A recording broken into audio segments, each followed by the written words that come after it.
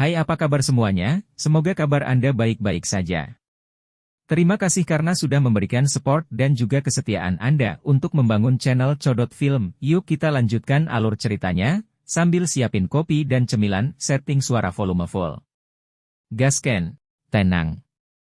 Xiao Yu menjadi tenang. Baik. Pikirkan baik-baik, apakah Anda menggunakan kunci atau masuk melalui portal? Ruang bawah tanah di dalamnya sama, itu bukan masalah besar. Itu baru pertama kalinya saya melihat pelabuhan teleportasi buatan manusia dan saya terkejut. Saya baru memasuki port teleportasi yang terbentuk, dan ini pertama kalinya saya melihat port teleportasi terbentuk. Memikirkan hal ini, saya tiba-tiba ragu. Tunggu sebentar, bisakah pemburu lain memasuki portal yang dibentuk seperti ini? Tapi tidak ada waktu untuk bereksperimen juga. Tidak ada pemburu terdekat yang bisa saya minta, dan pemburu mana yang akan datang segera setelah dipanggil? Wajah Liu Chenhao muncul sebentar, tapi dia langsung menggelengkan kepalanya. Jika sesuatu terjadi, tidak mudah untuk menghadapi akibatnya. Waktu itu, seolah mendesak Jinwu, pesan itu muncul lagi. Gemerincing. Silakan masuk ke ruang bawah tanah melalui portal. Suara mekanis itu langsung mengangkat semangat Jinwu. Xiao Wu menepuk pipinya dengan tangannya untuk menghibur. Bukan saatnya memikirkan hal lain. Jika berhasil, Anda dapat berganti pekerjaan dan ada hadiah lain, tetapi jika gagal, Anda tidak tahu hukuman apa yang akan terjadi.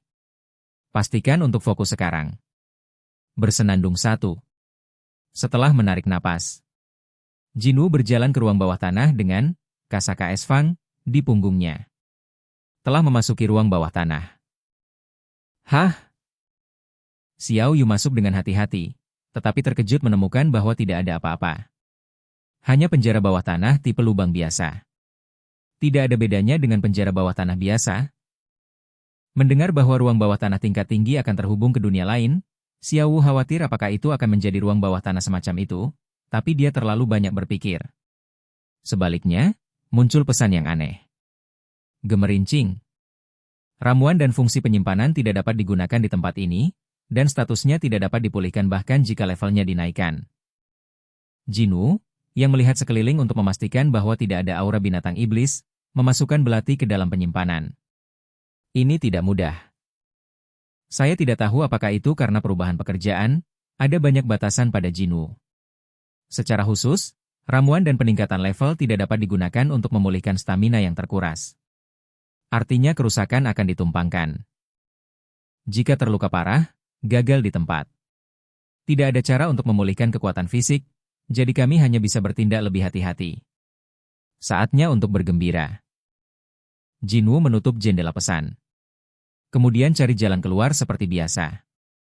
Anda tidak dapat meninggalkan lapangan sampai Anda menyelesaikan tugas transfer pekerjaan. Begitu menyentuh permukaan portal, pesan itu muncul. Mendorong port transmisi dengan keras tetapi tidak bergerak. Jinwu menurunkan tangannya. Sekarang persimpangan juga diblokir. Levelnya tidak diketahui, tidak dapat dipulihkan, dan tidak ada jalan keluar. Penjara bawah tanah ini terlalu berisiko. Bahkan seorang pemburu dengan kekuatan yang sebanding tidak bisa berjalan di sini dengan santai. Tetapi risiko tinggi belum tentu merupakan hal yang buruk. Dengan risiko besar datang imbalan besar. Ini adalah kesimpulan yang diambil dari pengalaman. Ada banyak batasan, dan sulit untuk diserang, tetapi juga menunjukkan bahwa ada hal-hal yang cukup baik menungguku. Hanya ada satu cara untuk mengkonfirmasi fakta. Pergi saja dan cari tahu. Jinwu maju selangkah. Di dalam gua adalah jalan terus-menerus tanpa akhir yang terlihat. Sepertinya tidak ada monster di dekatnya. Tidak, saya tidak bisa disebut monster dalam sistem sekarang, tetapi haruskah saya menyebutnya monster? Meski keduanya adalah monster yang sama. Selain itu ada satu perbedaan. Sederet obor tergantung di dinding gua. Gunakan obor alih-alih batu bercahaya. Tapi obor bukanlah alat bantu penerangan yang praktis. Bahkan jika jumlahnya besar, itu tidak dapat menerangi lingkungan sepenuhnya. Jadi terkadang ada bayangan juga. Wuhuhuhu. Bayangan dan kesunyian bercampur menjadi satu, membuatnya lebih menakutkan daripada ruang bawah tanah biasa. Meskipun tidak ada masalah dengan bidang pandang.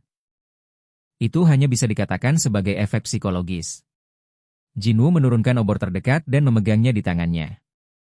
Rentangkan obor, jalan di depan menjadi lebih jelas. Benar saja, yang ini lebih baik. Jinwoo tersenyum puas.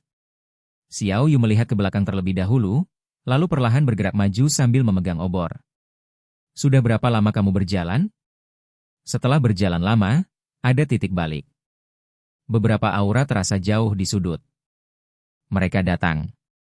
Jinwoo dengan hati-hati meletakkan obor di tanah dan perlahan berdiri. Desir. Belati muncul di tangan kanan. Saya memikirkan apakah akan menggunakan tembus pandang untuk menyelesaikannya dengan cepat, tetapi saya menyerah ketika memikirkan mana yang dibutuhkan untuk keterampilan tembus pandang. Ramuan tidak dapat digunakan untuk mengganti mana yang hilang di sini.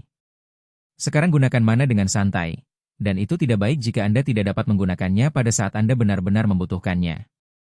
Mereka datang ke sini. Jinwoo menempel di dinding, menunggu musuh di sudut datang. Bangdang, bangdang. Ada suara metalik yang keras dengan setiap langkah yang diambil pria itu. Suara asing itu membuat Jinwoo bingung. Apakah senjatanya rantai besi? Meski sangat penasaran, tapi bukannya tidak sabar. Bagaimanapun, kita akan mengetahuinya nanti. 5, 4, 3. Jinwoo memegang belati di punggungnya dan berhenti bernapas. Cegah suara napas mengungkapkan posisi Anda. 5, 4, 3. Bangdang, bangdang. Akhirnya sosok monster itu muncul. 0. Hitungan mundur berakhir, dan pria itu juga menunjukkan sosoknya. Jinwoo membidik lehernya. Bang! Suara benturan besi. Pedang pendek gagal menembus. Baju baja? Mata Jinwoo membelalak. Mengkonfirmasi entitas pria itu, Jinwoo dengan cepat mundur. Rakyat? Dia adalah seorang satria bersenjatakan baju zirah di sekujur tubuhnya.